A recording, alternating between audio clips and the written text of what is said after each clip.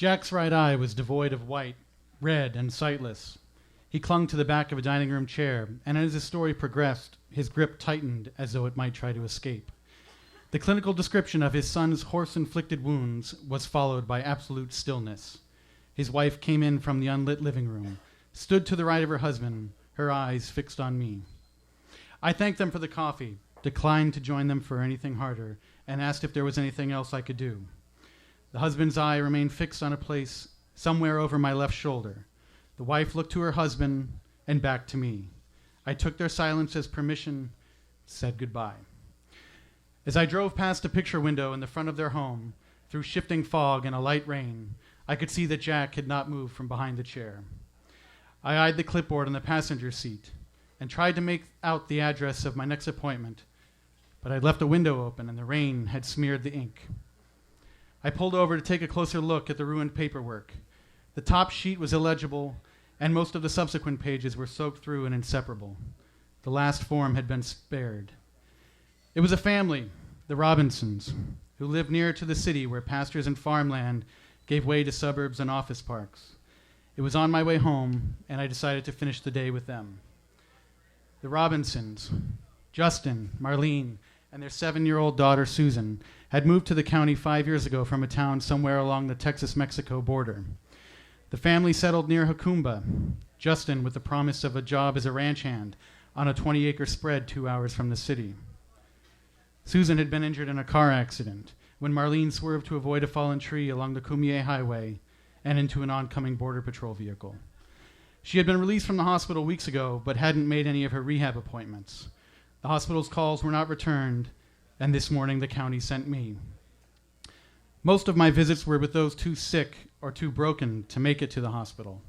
The rest were kids, those too young and too poor to fend for themselves.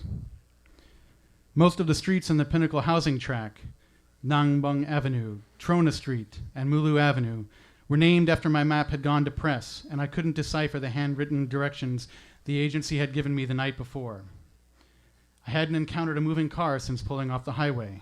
I hadn't seen a person walking the streets. I parked in the lot of an unfinished playground and closed my eyes, tried to concentrate. When I opened them, the west side of the street had vanished beneath low-lying clouds. The streetlights began to power up. The temperature had fallen with the advancing fog. I pulled a sweater over my head that had been wedged in the back seat for months. I walked to the next corner. The visibility was no better down the adjacent street, and I turned back for the car. I flung the car door open and tossed a clipboard into the back seat. Sunlight burst upon a garage door across the street. I swung around to find the source of light, but there was no apparent break in the cloud. I stared at the spot, expecting something to happen, but the streets were still and the sunlight began to fade. I heard the jangle of a dog collar and turned as a shadow emerged from the park. I could hear a dog panting, sniffing the opposite side of my car, but I could not see the animal. The man stood, a specter in the fog. "First son I've seen all day." The figure took another step forward, and I could see water, beaded and sinister, collecting in his beard. "The fog doesn't usually come in like this, but once or twice a year. Been like this for a month." I didn't know it got like this out here at all," I said. "Out here? Where are you from?" He tilted his gaze through my passenger window. "The city," I replied. "You don't know Sawtooth Street, do you?" "I don't know it. I was supposed to meet a family here, the Robinsons. Know them?" "I'd say you're in the wrong place," he said, and snapped the leash over his shoulder. The dog coughed and shook water from its coat. "Most of these homes are empty. No one ever did live in them. I guess I'll just have to keep looking." Over my shoulder, the orange-lit lamplight marked a strange passage through the streets. "There's some folks who don't want to be found," he said. He nodded without expression and turned into the park. Both dog and man faded into the mist. One resolved image, a fading apparition. Sitting in my car and slicking the wet from my hair, I traced a route through the blank spots on my map. I might try and make my way through the housing tract and find the missing streets. If I couldn't find them, then someone might find me.